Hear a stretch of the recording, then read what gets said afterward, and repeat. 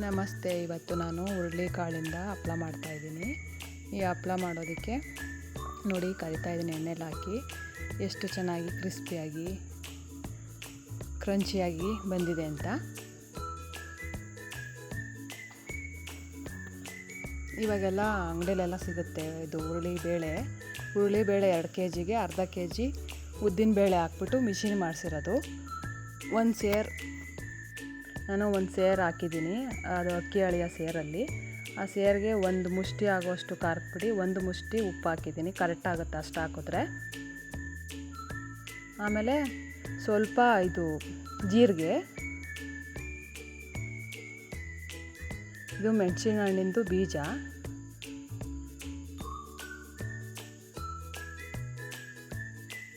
ಆಮೇಲೆ ಸ್ವಲ್ಪ ಉಪ್ಪು, ಸೋಡಾ ಅದು. ಇದನ್ನೆಲ್ಲ ಸ್ವಲ್ಪ ಮಿಕ್ಸ್ ಮಾಡಬೇಕು.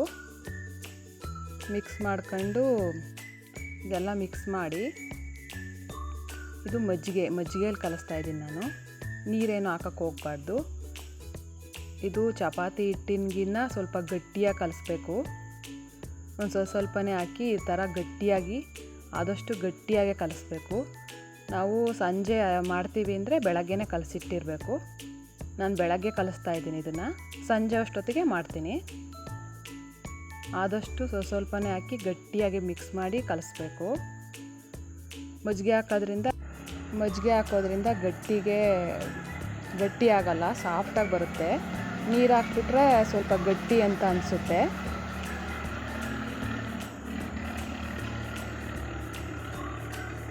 ಆದಷ್ಟು ಈ ರೀತಿ ಗಟ್ಟಿಯಾಗಿ ಸ್ವಲ್ಪನೇ ಹಾಕಿ ಗಟ್ಟಿಯಾಗಿ ಕಲಸಿ.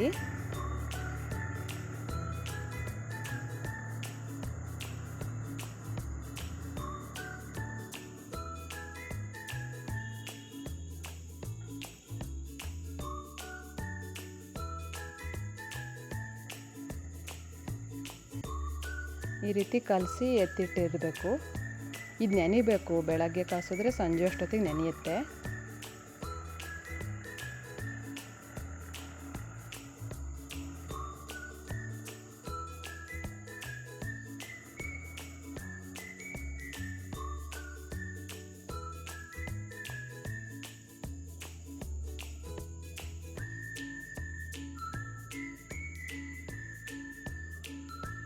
ಒಂದು ಕವರ್ಗೆ ಹಾಕಿ ಈ ಥರ ಕಟ್ಟಿಟ್ಟಿದ್ದೀನಿ. ಇವಾಗ ಸಂಜೆ ಆಗಿದೆ ನೋಡಿ. ಈ ಥರ ಸ್ವಲ್ಪ ಎಣ್ಣೆ ಹಚ್ಬಿಟ್ಟು ಈ ಥರ ಮಿಕ್ಸ್ ಮಾಡಿ ಈ ಥರ ನಾದಬೇಕು. ನಾದಿ ಸಣ್ಣ ಉಂಡೆ ಥರ ಮಾಡ್ಕೊಬೇಕು. ಈ ರೀತಿ ಒಂದು ಪ್ಲೇಟಲ್ಲಿ ಎಣ್ಣೆ ಹಚ್ಚಿ ಈ ರೀತಿ ಮಾಡ್ಕೊಂಡಿದ್ದೀನಿ. ಚಿಕ್ಕ ಉಂಡೆ ಥರ ಮಾಡಿ ಎತ್ತಿಟ್ಕೊಳ್ಬೇಕು. ಈ ರೀತಿ ಇದೆ ನೋಡಿ. ಇದನ್ನು ಒಂದು ಪ್ರೆಸ್ಸರ್ಗೆ ಹಾಕಿ ಈ ರೀತಿ ಸ್ವಲ್ಪ ಈ ಥರ ಪ್ರೆಸ್ ಮಾಡಿ, ಆಮೇಲೆ ಒಂದು ಲಟ್ಟಣಿಗೆಲಿ ಹರ್ಕೊಂಡ್ರಾಯ್ತು. ಒಂದೇ ಸಲ ಪ್ರೆಸ್ಸಿಂಗಲ್ಲಿ ಅರಿಯೋದಕ್ಕಾಗಲ್ಲ. ಇದನ್ನು ಒಂದು ಕಡೆ ದಪ್ಪ ಒಂದು ಕಡೆ ಸಣ್ಣ ಬಂದುಬಿಡುತ್ತೆ. ಇದು ಅಕ್ಕಿ ಹಿಟ್ಟು ಹಾಕಿದ್ದೀನಿ ಸ್ವಲ್ಪ ನಾನು. ಈ ರೀತಿ ತೀರಾ ತೆಳುವಾಗೂ ಬೇಡ, ತೀರಾ ದಪ್ಪನಾಗೂ ಬೇಡ, ಒಂದು ಮೀಡಿಯಮ್ ಸೈಜಲ್ಲಿ ಈ ರೀತಿ ಲಟ್ಟಿಸ್ಕೊಬೇಕು ನೋಡಿರಿ. ಈ ರೀತಿ ಎಲ್ಲದೂ ರೆಡಿಯಾಗಿದೆ. ರಾತ್ರಿ ಆಗಿರೋದ್ರಿಂದ ನಾನು ಒಂದು ಚಾಪೆ ಮೇಲೆ ಹಾಕಿ ಒಂದು ಬಟ್ಟೆ ಮುಚ್ತಾ ಇದ್ದೀನಿ. ಬೆಳಗ್ಗೆ ಬಿಸಿಲಿಲ್ಲ ಹಾಕಿ ಈ ರೀತಿ ನೋಡಿರಿ ಒಣಗಿದಾದ್ಮೇಲೆ ಇದು ನಾನು ಅಕ್ಕಿ ಹಿಟ್ಟು ಹಾಕಿರ್ತೀನಲ್ಲ, ಇದನ್ನೆಲ್ಲ ಸ್ವಲ್ಪ ತೆಗಿಬೇಕು.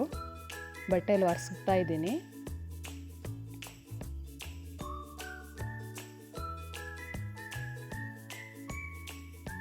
ಇದನ್ನು ಸುಲಭವಾಗಿ ನಾವೇ ಮನೆಯಲ್ಲೇ ಮಾಡ್ಕೊಬೋದು. ನಾನು ಒಂದು ಸೇರು ಹಾಕಿರೋಷ್ಟಕ್ಕೆ 100 ಹಪ್ಪಳ ಆಗಿದೆ. ಈ ರೀತಿ ಎಣ್ಣೆಲ್ಲೂ ಹಾಕ್ಬೋದು. ಇದನ್ನು ಹಂಗೆ ಡ್ರೈ ರೋಸ್ಟ್ ಸಹ ಮಾಡ್ಬೋದು.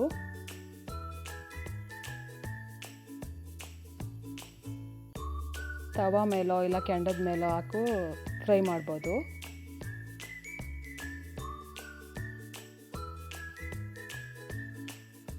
ಇಷ್ಟೇ. ನಾನು ನೋಡ್ರಿ ಇಲ್ಲಿ ಕೆಂಡದ ಮೇಲೆ ಹಾಕಿ ತೋರಿಸ್ತೀನಿ ಎಷ್ಟು ಕ್ರಿಸ್ಪಿಯಾಗಿ ಬಂದಿದೆ ಅಂತ.